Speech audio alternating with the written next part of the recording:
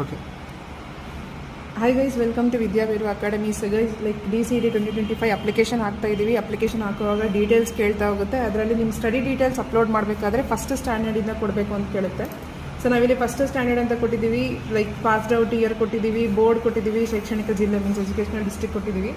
ಈಗ educational district Mysuru ಅಂತ ಕೊಟ್ಟರೆ ಇಲ್ಲಿ ನೋಡಿ, ಇಲ್ಲಿ ಎಷ್ಟು ಸ್ಕೂಲ್ಗಳನ್ನು ತೋರಿಸ್ತಾ ಇದೆ. ಇದರಲ್ಲಿ ನಿಮ್ಮದು ಸ್ಕೂಲ್ ಯಾವುದು ಅಂತ ಹುಡ್ಕೋಷ್ಟೊತ್ತಿಗೆ it will take around 20 to 30 minutes.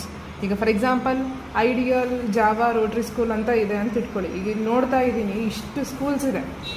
ಪ್ರತಿಯೊಂದು ಇಯರ್ಗೂ ಫಸ್ಟ್ ಸ್ಟ್ಯಾಂಡರ್ಡಿಂದ 10th ನೀವು ಎಲ್ಲೆಲ್ಲಿ ಓದಿದ್ದೀರಾ ಪ್ರತಿಯೊಂದನ್ನು ಹುಡುಕಿ ಹಾಕೋಷ್ಟೊಳಗಡೆ ಎಷ್ಟು ಹೊತ್ತು ಟೈಮ್ ಕನ್ಸ್ಯೂಮ್ ಆಗ್ತಾ ಇದೆ. ಸೊ KE ಅವರು ಯಾವ ಥರ ಈ ವೆಬ್ಸೈಟ್ನ ಕ್ರಿಯೇಟ್ ಮಾಡಿದ್ದೀರಾ, ನೀವೇ ಸ್ವಲ್ಪ ಯೋಚನೆ ಮಾಡಿ. ಮಕ್ಕಳು ಓದಬೇಕಾ, ಬರೀ ಅಪ್ಲಿಕೇಶನ್ ಹಾಕಬೇಕು ಅಂತಲೇ 2 days ಸ್ಪೆಂಡ್ ಮಾಡಬೇಕಾ? ಅಟ್ಲೀಸ್ಟ್ ಇಲ್ಲೇನು ಕೋಡ್ ಇದೆಯೋ ಅದನ್ನಾದ್ರು ಟೈಪ್ ಮಾಡೋಕ್ಕಾದ್ರೂ ನೀವು ಇಲ್ಲಿ ಆಪ್ಷನ್ ಕೊಡಬೇಕಿತ್ತು. ಬರೀ ಸೆಲೆಕ್ಟ್ ಮಾಡಿ ಅಂತ ಕೊಟ್ಟಿದ್ದೀರಾ. ಇಷ್ಟರಲ್ಲಿ ನೋಡಿ, ಸ್ಕ್ರೋಲ್ ಮಾಡ್ತಾನೆ ಇದ್ದೀನಿ, ಬರೀ ಮೈಸೂರು ತಾಲೂಕಲ್ಲಿ ಇರ್ತಕ್ಕಂಥದ್ದು ಇಷ್ಟೊಂದು ಬರ್ತಾ ಇದೆ ನೋಡಿ.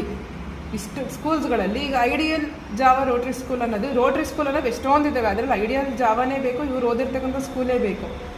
ಯಾವುದು ಅಂತ ಅಪ್ಲೋಡ್ ಮಾಡೋದು, ಇದನ್ನೇ ಓದ್ಕೊಂತ ಕೂತ್ಕೋಬೇಕಾ ಅವರು? ಎಕ್ಸಾಮ್ಗೆ ಓದೋದು ಬಿಟ್ಬಿಟ್ಟು ನೋಡಿ, ಎಕ್ಸಾಮ್ ಫೀಸ್ ಅಷ್ಟೊಂದು ಇಟ್ಟಿದ್ದೀರಾ. 700 rupees ಅಂತ ಹಾಕಿದ್ದೀರಾ, 650 ಅಂತ ಹೇಳ್ಬಿಟ್ಟು ಎಲ್ಲ ಚಾರ್ಜಸ್ ಸೇರಿ ಅಷ್ಟು ಇಸ್ಕೋತಿದ್ದೀರಾ ಅಂತಂದರೆ ಒಂದು ಮಾನವೀಯತೆ ದೃಷ್ಟಿಯಿಂದ ಮಕ್ಕಳಿಗೆ ಹೆಂಗೆ ಕನ್ವೀನಿಯೆಂಟ್ ಆಗುತ್ತೆ, ಡಾಕ್ಯುಮೆಂಟ್ಸ್ನ ಹೆಂಗೆ ಕರೆಕ್ಟಾಗಿ ಅಪ್ಲೋಡ್ ಮಾಡಬೇಕು ಆ ಥರ ಡಿಸೈನ್ ಮಾಡಬೇಕು ಅಲ್ವಾ? ಅಪ್ಲಿಕೇಶನ್ ನಾನು ಬಿಡ್ತೀನಿ ಅಂತಂದ್ಬಿಟ್ಟು ಬಿಟ್ಟರೆ ಇದೊಂದು ಅಪ್ಲಿಕೇಶನಾ? ನಿಮಗೆ ಒಂಚೂರು ಕಾಮನ್ ಸೆನ್ಸ್ ಬೇಡವೇನ್ರಿ KE ಅವರಿಗೆ? ಯಾರ್ಯಾರು ಸ್ಟೂಡೆಂಟ್ಸ್ ಹಾಕ್ತಾ ಇದ್ದೀರೋ ನೀವು ಸ್ವಲ್ಪ ರೈಸ್ ಮಾಡಿ.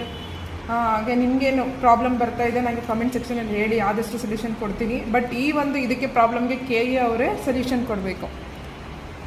ಧನ್ಯವಾದಗಳು.